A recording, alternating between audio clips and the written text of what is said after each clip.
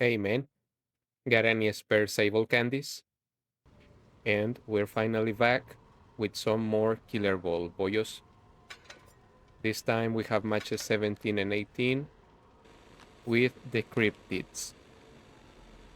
And first of all, I want to tell you that I'm excited for this lobby because we have a Hattie with us, and that is one of the rarest survivors you can find.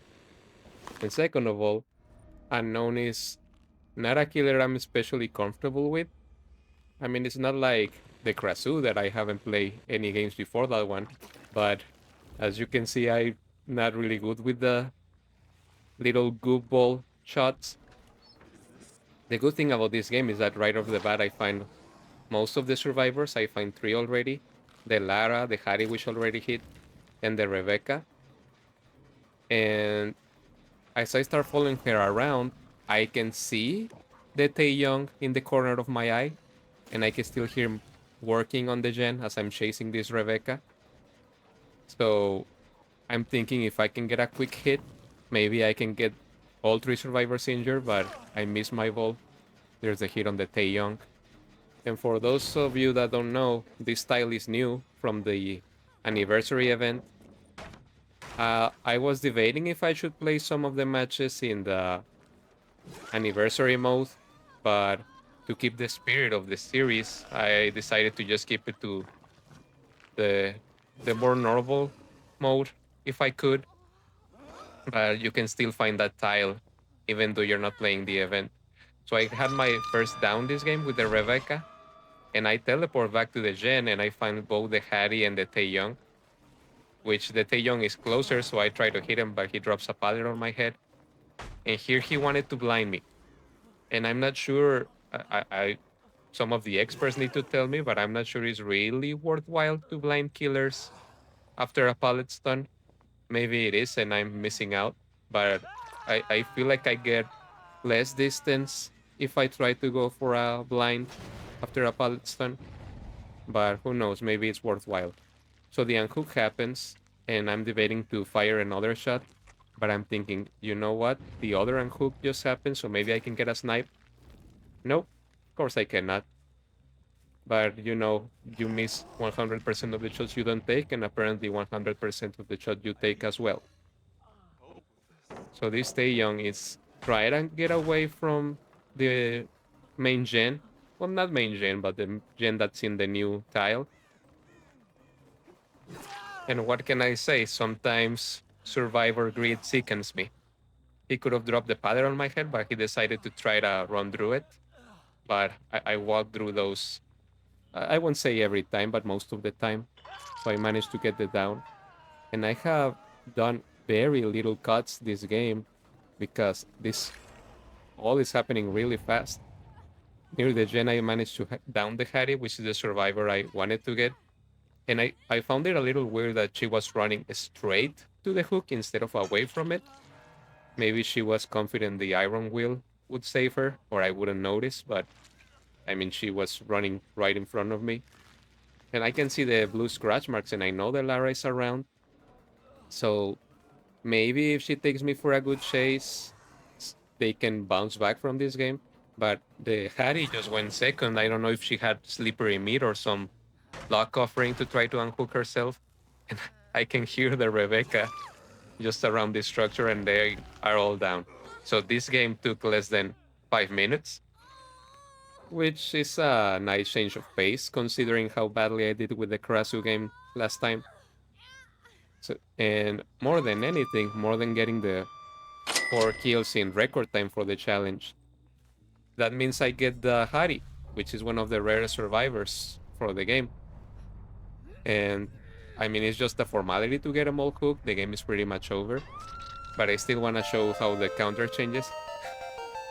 You can see how excited I was at the time to get the Hattie and the 2 sable candies for this game. So already I can consider this episode a success. Yeah, I'm talking to my vessel there. So yeah, this pretty much is a success already, considering I got a rare survivor and at least 3 sable candies. But the good thing is that I still have one more game with another killer this time around, and it's a killer I'm quite confident with. I wouldn't say I'm the best at, but maybe I can make something happen.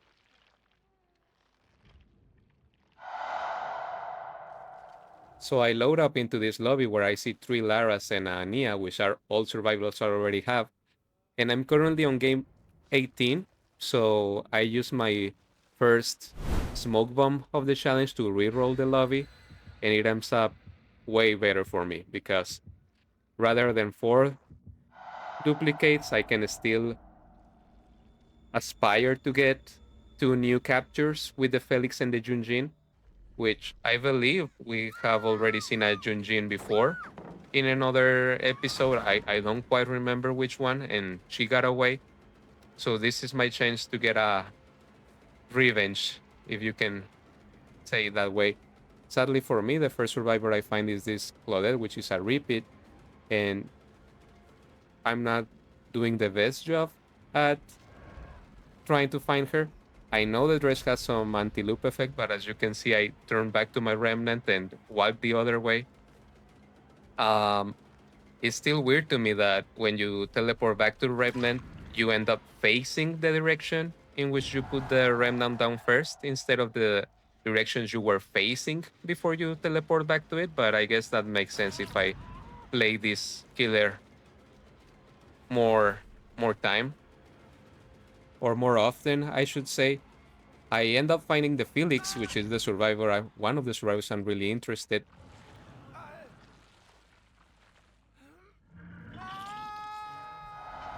So after I hook, I might teleport back to Shack to see if I can find something.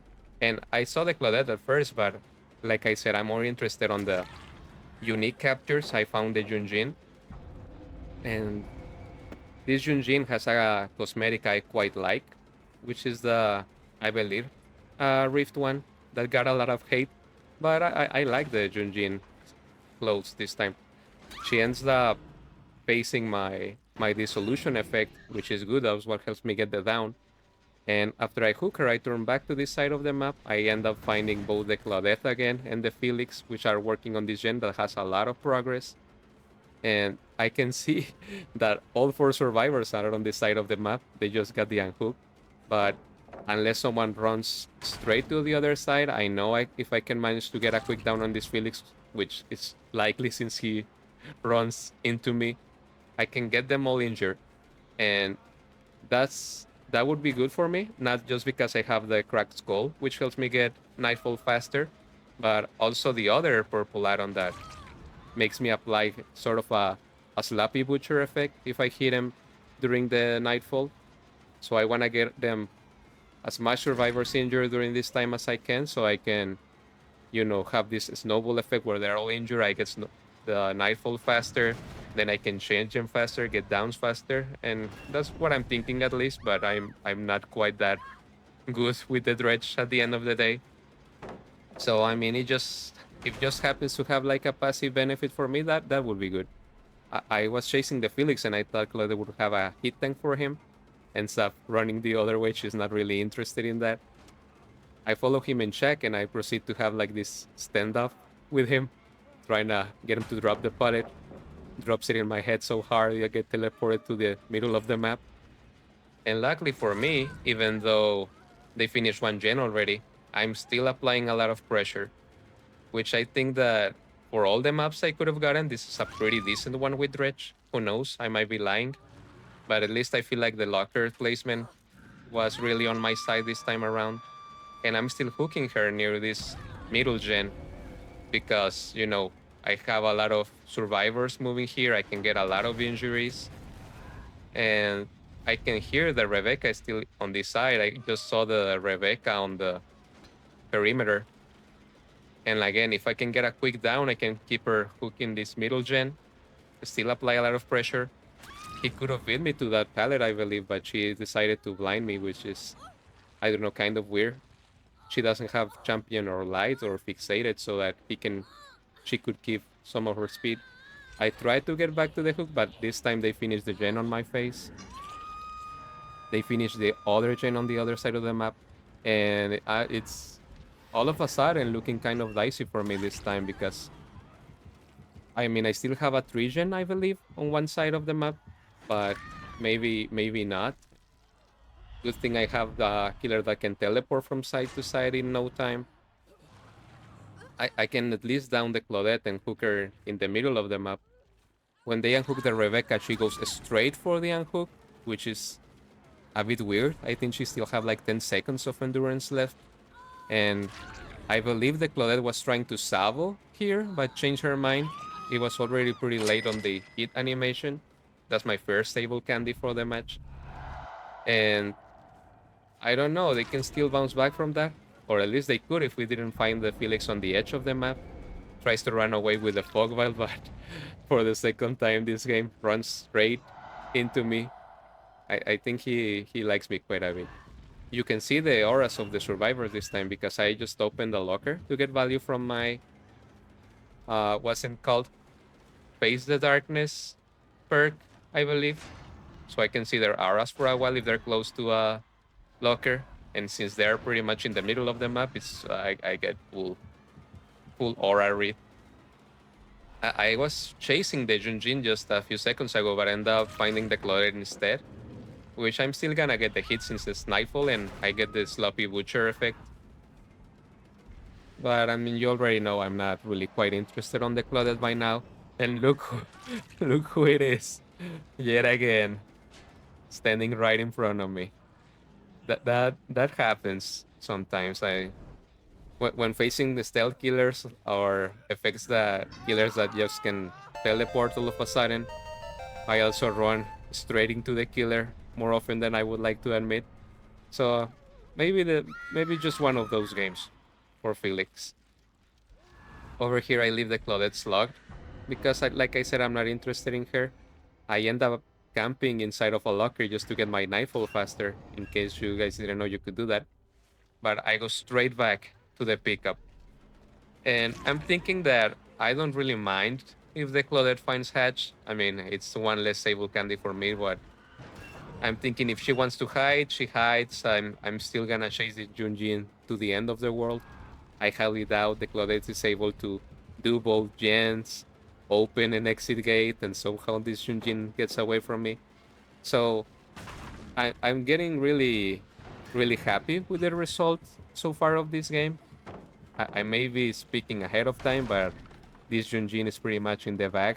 I don't think she's getting away this game. But who knows? Something might change. Some miracle might happen. But I down here anyway, so there's pretty much no chance she escapes. And to my surprise, Claudette actually goes for the unhook. But I was again staring near a locker, and this Junjin thought I was gonna hit her straight up down on the hook. I was still counting 15 Mississippis in my head, but uh, since she vaulted, I managed. I thought, oh, at least I'm gonna get the hit. She's still deep wounded. I found her near the side of the map in this loop, and I know Dredge has some anti-loop effects if you leave the remnant behind. But since I failed miserably last time, I thought it was better to just hit her with some confusing dance moves.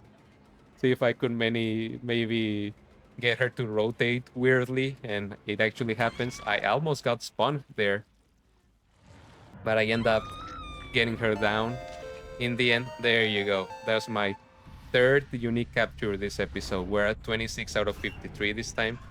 And I get out of the locker. I don't know if the Claudette didn't see me or if she was waiting for the hatch to maybe spawn there.